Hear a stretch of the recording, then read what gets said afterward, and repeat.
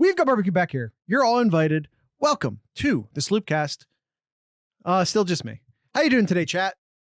I'll say hi to the chat. We got some people in chat. They're all being very talkative.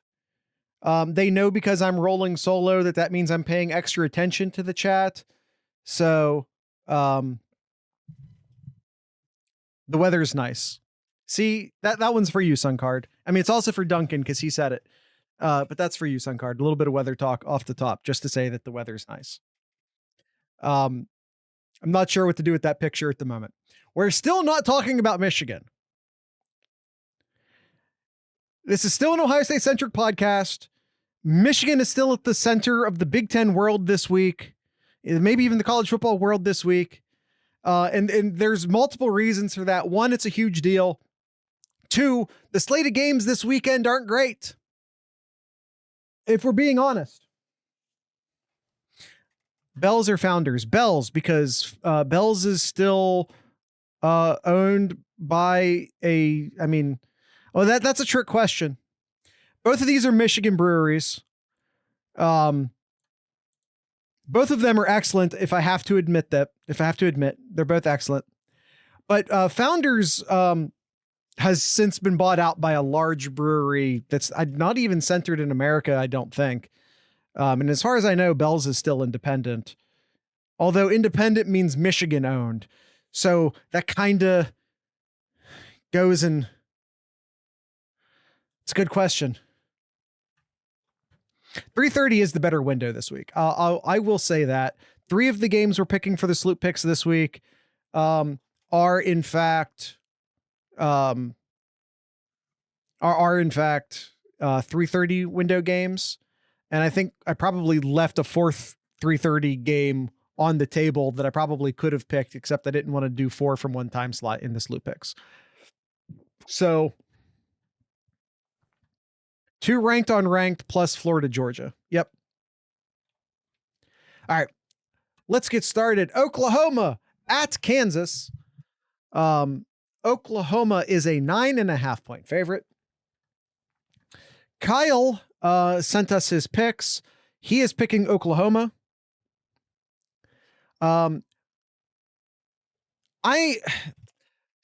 you know me, I like to look at the against the spread records of teams. Oklahoma had their first loss against the spread this week. In their defense, it was only by 2 points. They only missed the spread by 2 points last week. The Jayhawks, on the other hand, have only covered 3 times the entire season. And they've never covered when they were the underdog. They've only ever covered when favored. So, I'm not going to hold Oklahoma's first against the spread loss against them. It was only 2 points. I'm going to stick with the hot hand here and go with the Sooners. Guest picker once again this week is Buckeye Esquire. He's down there in the chat. He says, don't think Jalen Daniels is playing. Yeah. He says, is Jalen Daniels playing? Seems like a no.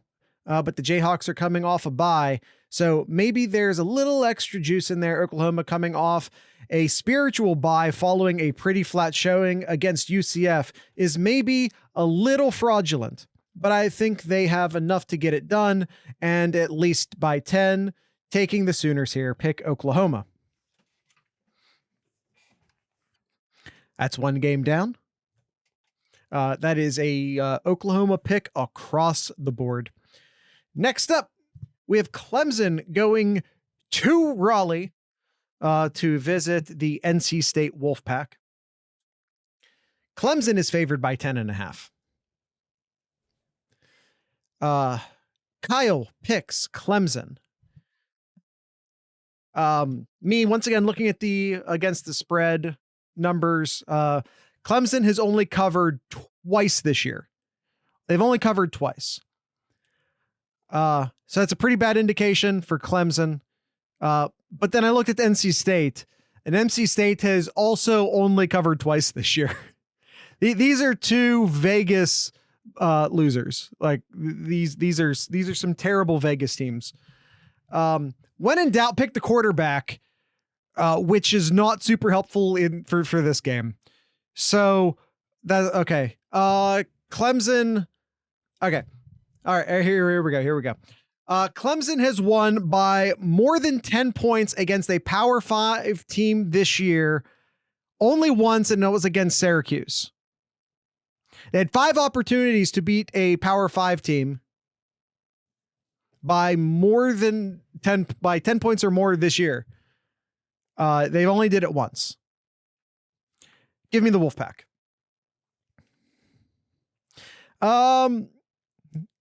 Buckeye Esquire says Dabo has been problematic quote factory lately. He's always been a call. He's gotten worse in years, but whew. When he's not making suicide jokes or telling fans to quit liking the team, he's putting his redshirt freshman quarterback on blast publicly, or for a failed goal line play in double overtime that cost Clemson the game. At first glance, giving any team 10 plus points against the Tigers seems completely ridiculous, but the 2022 magic for the Wolfpack is completely gone, which makes me think this is a sneaky good line. They're giving me a hook, and like a dumb fish that I am, I'm going to take it. Pick NC State. So, that is me and Esquire going with NC State and Kyle going with Clemson. Listen, and the only reason Kyle didn't pick NC State is because he knows I would have made fun of him if he had, and that he wouldn't be here to defend himself. Let's be honest, that's why he did it. He is a homer after all, exactly. Georgia. It says Georgia at Florida, but that's not true. That's what CBS says, but it's not true. It's a neutral game. This is being played in Jacksonville, as this game always is. Gators are going to win outright. I'm putting it out there. Final score will be like 23-20, and you'll be there. Austin's going to be in Jacksonville for this game. We have a Florida grad and a Georgia grad in the chat right now. Just going to point that out. Kyle is picking Florida. I was talking about Clemson being really bad against the spread this year. Georgia has only covered once. This year, and that was against Kentucky.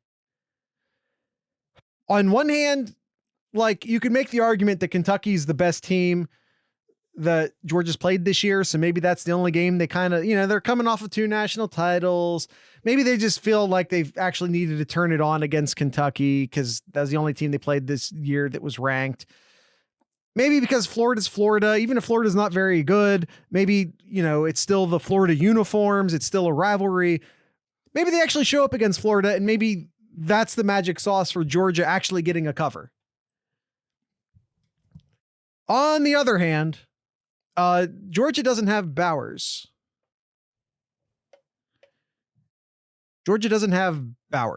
And no matter how bad Florida is, when you're down 14.5 points, you're still going to need to score some in order to cover. Give me the Gators.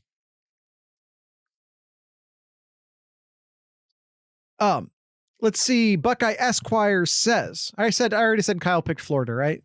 Kyle picked Florida if I didn't. Buckeye Esquire says the world's largest outdoor cocktail party is absolutely a spectacle. Was absolutely a spectacle. It's billed as. I have attended this game and the traditional weekend spent on St. Simon's Island that accompanies it. Georgia fans stay in St. Simon's because it's the southernmost barrier island that is still in Georgia, because like Woody Hayes, they don't want to spend, I feel like I misread something in there, but I'm going to keep going. They don't want to give the state of Florida or the hotels a dime of their money. 14.5 is a fat line, especially without Bowers.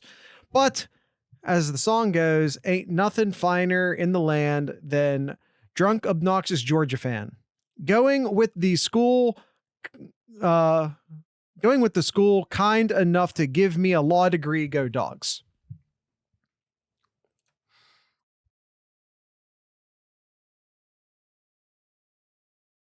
So that is a Florida pick for Kyle and I and a Georgia pick for our Georgia Law School graduate. Oregon at Utah. Kyle picks Oregon. Oregon, the first time we picked an Oregon game in the SlooPicks this year, I said that Oregon was 5-0 against the spread. They have lost their last 2 against the spread. So they're 5-2 against the spread, which is great, but they're on a 2-game slide. Utah, on the other hand, has beaten the spread 3 times in their last 4 attempts.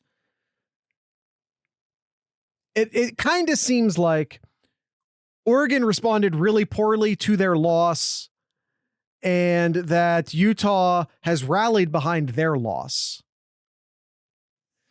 Odin's going to be at this game. We got people attending all sorts of games this week in the chat. Utah seems right now to have all the positive momentum. I think I'm going to ride that momentum, especially if I'm getting nearly a full touchdown. In order to do that, give me Utah.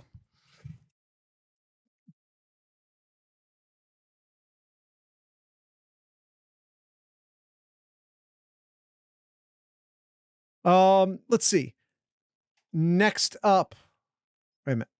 Nope, I almost forgot to read Esquire. Guest Esquire says, Utah is easily my favorite team west of the Mississippi. The fact that they have a safety playing and dominating on offense as a running back is awesome. And watching them smack USC and Caleb Williams around last week with a pig farmer named Bryson at quarterback brought me profound joy. But Oregon isn't the soft, decadent program that USC is, and 6.5 points aren't quite enough. I think Oregon can win by a touchdown. Pick Oregon. All right, I'm the lone wolf on this one. I got Utah, both Esquire and Kyle picking Oregon. Next up, we have Duke going to Louisville. Kyle is picking Duke. All right, that kind of blows my NC State thing out of the water, where I was afraid that Kyle was not picking NC State but then he turns around and picks Duke. So I don't know. But Kyle picking Duke in this game. Duke only I've noticed this looking at the against the spread results. When Duke only covers when they win. Duke either wins and covers, or they lose and they don't. When they win the game, they're 4-0 against the spread. When they lose the game, they're 0-2 against the spread. This is only against FBS teams because it fits my narrative that way. However, they're not going to have Riley Leonard in this game. It's supposed to be up in the air. It's supposed to be unknown. I'd personally be surprised if he plays this game. And if he does play this game, I gotta imagine he's not going to be great. Right. Is a pretty bad high ankle sprain in that game last week. So I'm going to play it safe. I'm going to assume that Leonard's not going to play, and I'm going to pick the Cardinals. Buckeye Esquire says Duke football has been scrappy this year, especially with Riley Leonard. He went down again last week against Florida State, but was jogging back and forth on the sideline trying to get in. I think he's officially listed as questionable, but the trainers may need bear mace to keep him off the field. If Leonard plays, I like Duke outright. But if you're giving me the points, I'm going to take them. Pick Duke. Once again, I'm the outlier. All right. Last game. We have Washington going to Stanford. Kyle is picking Washington.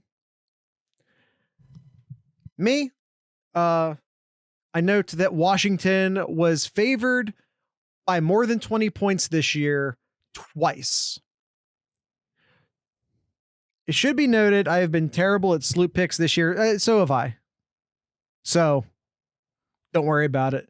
The fact that I'm going against you guys is probably a good sign for you, in all honesty. Where was I? Oh, yeah. Washington twice this year before this game favored by more than 20 points. That was against Tulsa and Arizona State. And in both of those games, they failed to cover. Stanford has been dogged by more than 20 points twice this year before this game. Those games were against USC and Oregon, and they failed to cover in both of those games. So, yeah, that's not much help.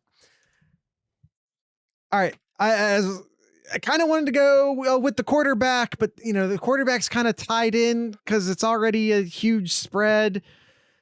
So you know what I did? I went and I looked and I wanted to know, hey, where's all the money going? Where's all the money flowing? And I found out that most of the money is flowing towards Washington. So I said, screw it. I'm going to go upriver. Give me the Cardinal.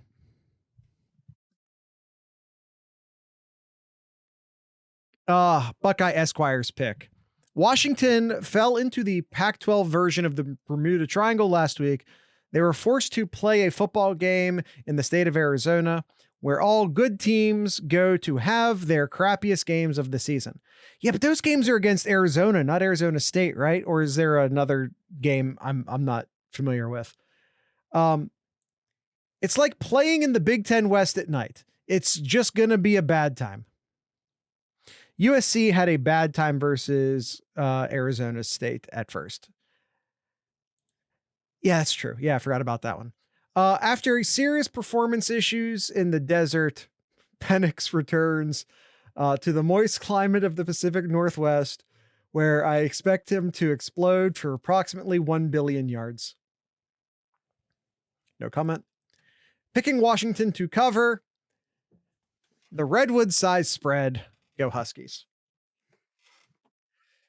That is 2 picks for Washington, and I once again am the outlier going with the Cardinal. All right.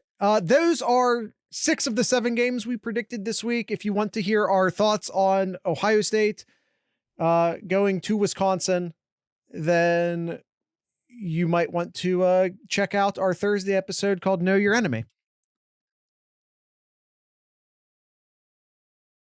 And what are your thoughts, chat? I think this show went a lot. We're not very long on time at the moment because Kyle wasn't here to also talk. So what games are you looking forward to, chat? You got any Ask Sloopcast questions you want to roll out live on the show? You got anything? We got a little bit of time to kill here.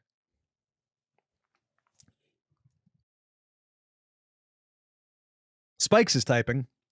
You got to give Spikes credit for typing.